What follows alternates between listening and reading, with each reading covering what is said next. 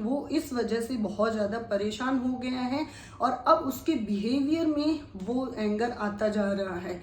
इसके पेरेंट्स यही उसको बोल रहे हैं कि अब तू भी बहुत ज़्यादा गुस्सा करने लग गया है। हेलो फ्रेंड्स, छोटी बैक टू माय चैनल। तो आज के वीडियो में मैं आपके साथ एक केस डिस्कस करने वाली हूँ।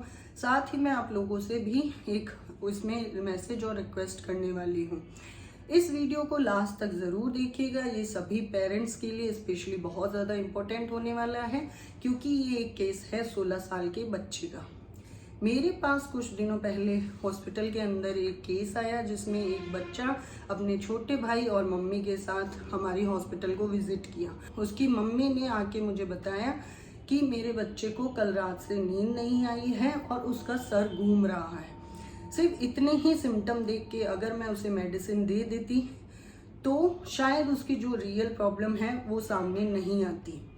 मुझे भी थोड़ा ऐसा लगा बच्चे के एक्सप्रेशन को देख के कि मुझे उससे और भी बात करनी चाहिए, क्योंकि 16 साल का बच्चा जिसे नींद नहीं आ रही है ये नहीं हो सकता, क्योंकि बच्चों में नींद वाली ऐसी कोई प्रॉब्लम आती नहीं है जब तक कि वो मेंटली डिस्टर्ब या परेशान ना रहे। मैंने उसकी मदर से पूछा कि क्या कोई और दिक्कत है। मैंने इसी के साथ बच्चे के एक्सप्रेशंस को भी हर बार नोटिस किया।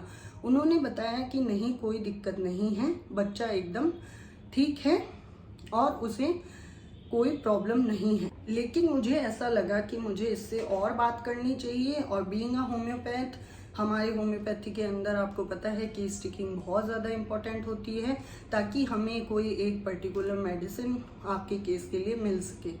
मैंने उससे क्वेश्चन पे क्वेश्चन किए। मैंने पूछा कि वो कौन से स्टैंडर्ड में है और क्या पढ़ाई कर रहा है। वो 10th स्टैंडर्ड का बच्चा था जिसने अभी एग्ज़ाम दिए। उसने यही बोला कि उसके एग्ज़ाम अच्छे गए और उसे एग्ज़ाम को लेके कोई परेशानी नहीं। इस बीच वो बार बार अपनी मम्मी को देख रहा था। ऐसा लग रहा था बच्चा कुछ कहना चाह रहा है, बट वो सोच रहा है कि मैं बोलूँ या ना बोलूँ। डॉक्टर को हेल्पलेस फील कर रहा था। वो समझ नहीं पा रहा था कि मैं डॉक्टर को क्या बताऊँ। तो वो अपनी मम्मी को बोलता है, क्या बोलूँ मैं। इस बीच मैंने अब उसकी मदर को बोला कि आप प्लीज़ साइड में जाके बैठिए ताकि बच्चा मुझे अपनी प्रॉब्लम बता सके। उसकी मदर ने इस चीज़ में ज़रूर सपोर्ट किया। अपने बच्चे को बोला, बेटा जो आपके मन में है वो अपने डॉक्टर को बता दो, कोई प्रॉब्लम नहीं है, मुझे कोई प्रॉब्लम नहीं होगी और मैं आपको कुछ बोलूँगी भी नहीं। वो मदर और उसका छोटा भाई साइड में जाके बैठ गए। तब उसके बेटे ने मुझे बताया, जो 16 साल का लड़का है, उसने ये बताया कि मैं परेशान हूँ और इस वजह से मुझे नींद नहीं आ रही। मैंने पूछी परेशानी, तो उसने बताया कि उसके पापा और मम्मी में बिल्कुल नहीं बनती है। उसके पापा और मम्मी की हर रोज़ घर पे लड़ाई होती है और वो ये देख के परेशान है। जब मैंने उसे समझाया कि बेटा आप छोटे हो, 10th में हो सकता है कोई ऐसी बात हुई है जिसकी वजह से उनके बीच में कोई झगड़ा हुआ होगा, इसलिए आप उसको लेके परेशान मत हो। इस बीच उस बच्चे को रोने जैसा हुआ और उसने बोला कि ये आज की परेशानी नहीं है। रोज़ मेरे पापा मेरी मम्मी को मारते हैं और झगड़ा करते हैं, बिना बात के वो मेरी मम्मी को परेशान करते रहते हैं और ये आज का नहीं है, जब मैं छोटा था तब से देख रहा हूँ। मैंने उससे बोला था कि ये ठीक हो जाएगा, ये उनके बीच का मैटर है। बच्चे ने मुझे बताया कि वो बचपन से यही देखता आ रहा है कि उसके फादर जो हैं वो उसकी मम्मी को मारते हैं, उन पे गुस्सा करते हैं और घर का माहौल कंटिन्यू यही देखा उसने जब तक वो 10th में आया। वो इस वजह से बहुत ज़्यादा परेशान हो गया है और अब उसके बिहेवियर में वो एंगर आता जा रहा है। इसके पेरेंट्स यही उसको बोल रहे हैं कि अब तू भी बहुत ज़्यादा गुस्सा करने लग गया है, हर छोटी बात पे झगड़ा कर रहा है और अपने भाई औरों से भी अलग रहता है। कई बार मैं अपने मम्मी पापा पे भी गुस्सा करने लग जाता हूँ। उसकी मम्मी ने भी ये बात मुझे बताई थी और बोला कि दिन के टाइम में ये बच्चा ठीक रहता है, बट शाम तक बहुत ज़्यादा गुस्सा करने लग जाता है और इसे पता ही नहीं चलता कि ऐसा क्यों हो रहा है और बहुत ज़्यादा एंग्री बच्चा बन गया है, जबकि ये पहले ऐसा नहीं था। ये उसकी मदर ने मुझे हिस्ट्री दी थी और साथ ही उन्होंने मुझे बताया कि क्योंकि ये कल रात को बहुत ज़्यादा गुस्सा हो गया था तो इसके फादर ने एल्प्राजोलाम 0.25 mg उस बच्चे को दे दी थी ताकि वो सो जाए और अगली सुबह से वो सोया तो नहीं, बट उसका अब सर घूम रहा है। तो उसकी हिस्ट्री ये रही, उसके फादर ने उस बच्चे को सुलाने के लिए अल्प्राजोलम टैबलेट दे दी, लेकिन वो बच्चा सोया नहीं, उसका सिर और घूमने लग गया। ये पूरी की पूरी हिस्ट्री उनके पीछे रही और वो बच्चा इस वजह से परेशान था, इसीलिए नहीं सो पाया था। और उसके फादर ने जो ये ट्रीटमेंट उसको दिया कि उसका गुस्सा ठीक हो जाए, ये गुस्सा ना करे, इसलिए उसको नींद की टैबलेट दे दो। क्या ये सही ट्रीटमेंट था? ये जो आप अपना सेल्फ ट्रीटमेंट करते हैं, ये कितना प्रॉब्लमेटिक हो सकता है? क्या एक बच्चे को अभी से ही अल्प्राजोलम दे देनी चाहिए? हो सकता है, मैं उनके फादर से ना मिली ना देखा, मे बी उसके फादर का नेचर कुछ अलग है और वो इस तरीके से बिहेव करते हैं, बट आप देखिए कि आपका बच्चा किस तरफ जा रहा है। वो जो बचपन से उसने देखा है, मार धाड़, गुस्सा, चिखम चिल्लाई, वो धीरे धीरे अब उसके अंदर आता जा रहा है।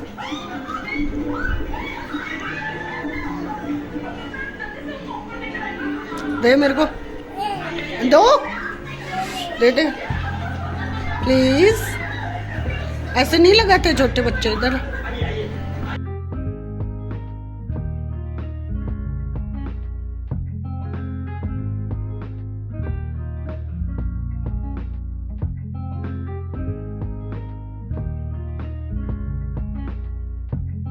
क्या कर रहे हो? रख दो फोन। क्या कर रहे है तू, ये बता मेरे को। फोन रख दो। नहीं क्यों?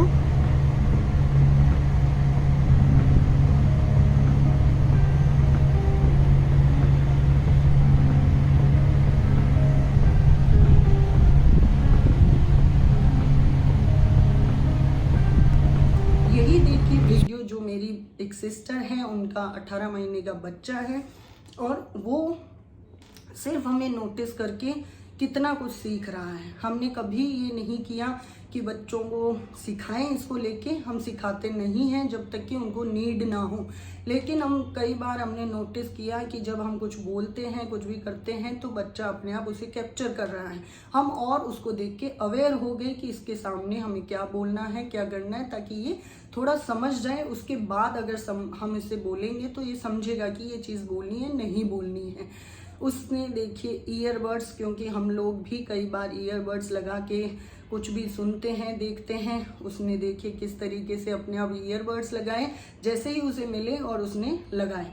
ऐसे ही उसकी मम्मी जब सो रही थी, उसको मोबाइल दिखा, उसने मोबाइल उठाया, ओपन किया और स्क्रॉल तक कर लिया। सिर्फ 20 महीने का बच्चा है, बट उसे पता है कि स्क्रॉलिंग कैसे करनी है। यही होता है, जो बच्चा आपका देखता है, सुनता है, और वही बच्चा आपका सीखेगा। इसीलिए जब आपने देखा होगा कि आपको यही बोला जाता है कि आप बच्चों के सामने झगड़े नहीं, बच्चों के सामने कुछ भी उल्टा सीधा नहीं बोले, क्योंकि बच्चे वही देखेंगे, वही सीखेंगे। क्योंकि आप फर्स्ट, उनके पेरेंट्स जो होते हैं या उनके सराउंडिंग्स जो होती है, उनकी फैमिली जो होती है, वो उनका फर्स्ट टीचर होता है।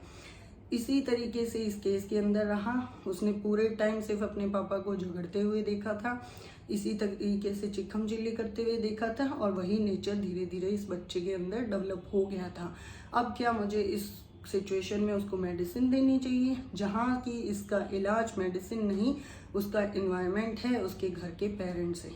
मैंने उसकी मदर को बुलाया और उन्हें सिर्फ यही बोला कि आप देखिए, इस बच्चे को अपने से थोड़ा डिस्टेंस में रखिए। अगर आप चाहते हैं कि आपके बच्चे को कोई प्रॉब्लम ना हो, बच्चा आपका बीमार भी ना पड़े आगे जाके, तो उसके लिए उसको 11th में आप बोर्डिंग में या हॉस्टल में डाल दीजिए। क्योंकि घर का माहौल ठीक करना ऐसा तो आपके हाथ में भी नहीं है और एक दिन में तो ठीक नहीं होने वाला है, बट आपके बच्चे की वेलबींग के लिए आप अपने बच्चे को बोर्डिंग में डाल दें। उसकी मदर ने भी एक्सेप्ट किया और बोला कि मुझे लगता है, बट कई बार मैं सोचती हूँ कि कहीं मेरा बच्चा गलत संगत में ना चला जाए, कहीं मेरा बच्चा बिगड़ ना जाए। लेकिन सिर्फ एक ये परेशानी से बचने के लिए आप बच्चे को मेंटली इस तरीके से परेशान रखें, ये भी कहाँ तक सही है। मैंने उन्हें समझाया कि बच्चा आपका समझदार है, उसे आपको लेके टेंशन है कि मेरी मम्मी के साथ इस तरीके का बिहेव हो रहा है। बट बच्चे में अब ये बिहेवियर वो आने लग गया है क्योंकि उसने वही देखा है। और उसकी सेफ्टी इसी में है कि आप कोशिश करें 1 साल 11th में इसको अपने से डिस्टेंस में पढ़ाएं। हो सकता है आपके बच्चे का नेचर चेंज हो जाए। साथ ही मैंने उसके छोटे भाई को और उस बच्चे को भी बोला कि तुम लोग भी आपस में अच्छे से मिलजुल के रहो। छोटे भाई को मैंने यही सजेस्ट किया कि तुम अपनी स्टडी अपने भाई से समझो, अपने भाई के साथ करो। यही एक तरीका है जिससे हम इस बच्चे के बिहेवियर को फिर से चेंज कर सकते हैं। कोई भी दवाई, कोई भी अल्प्राजोलम उसे नहीं सुला सकती जब तक कि वो मेंटली स्ट्रॉन्ग नहीं बनेगा। मैंने उनकी मदर को, उस बच्चे को और उसके छोटे भाई तीनों को ही समझाया। जितना बेस्ट मैं उनको समझा सकती थी मैंने वही समझाने की कोशिश की। मैंने बच्चे को भी बोला कि आप एक बार कैरियर में, अपनी पढ़ाई में फोकस करो। मम्मी पापा का जो है वो अब बड़े हो गए हैं, उन्हें समझ में आता है। And your mother is mature enough to handle all these situations.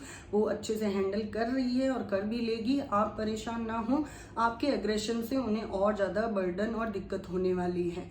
आप अगर उनके बारे में सोचते हैं तो कम से कम एटलीस्ट आप इस तरीके से बिहेवियर रखिए कि वो उससे परेशान ना हो। और आप चाहें तो डिस्टेंस में जाके पढ़िए। मीनवेल अपने छोटे भाई को भी अपनी ही बोर्डिंग में ले लो, जिससे 2 भाई एक साथ होंगे।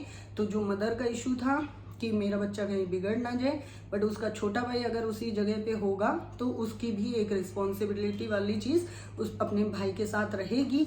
इसलिए ज़्यादा चांसेस नहीं है कि वो गलत संगत में ही जाए। 1 साल में ही उन्हें समझ में आ जाएगा कि उनका बच्चे का नेचर अब कैसा हो गया है। ये सिर्फ इन्वायरमेंट जो आसपास उसने बचपन से अब तक देखा वही था। ऐसा नहीं था कि बच्चा बीमार है या बच्चे को परेशानी है। और जो उसके फादर ने किया, जिस तरीके से शायद वो अपना ट्रीटमेंट लेते हैं अल्प्राजोलम का, वही बच्चे को दे दियो। या सुना है कि नींद ना आए तो अल्प्राजोलम दे दो, नहीं, इस तरीके से नहीं देनी है। बिना डॉक्टर कंसल्टेंसी अल्प्राजोलम भी नहीं लेनी चाहिए।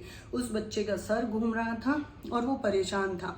मैंने उसी हिसाब से उसको होम्योपैथिक मेडिसिन दी ताकि अल्प्राजोलम का जो इफेक्ट है वो खत्म हो जाए।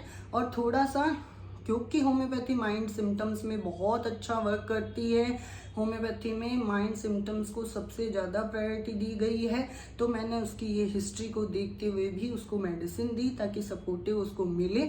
बट जब तक उसका इन्वायरमेंट यानी कि उसका मेंटेनिंग फैक्टर ख़त्म नहीं होगा तब तक उस बच्चे को एकदम क्योर करना पॉसिबल नहीं होगा। तो उसके मेंटेनिंग फैक्टर अच्छा बना रहे, उसके लिए मैंने उन तीनों को ही बेस्ट काउंसलिंग देने की कोशिश की।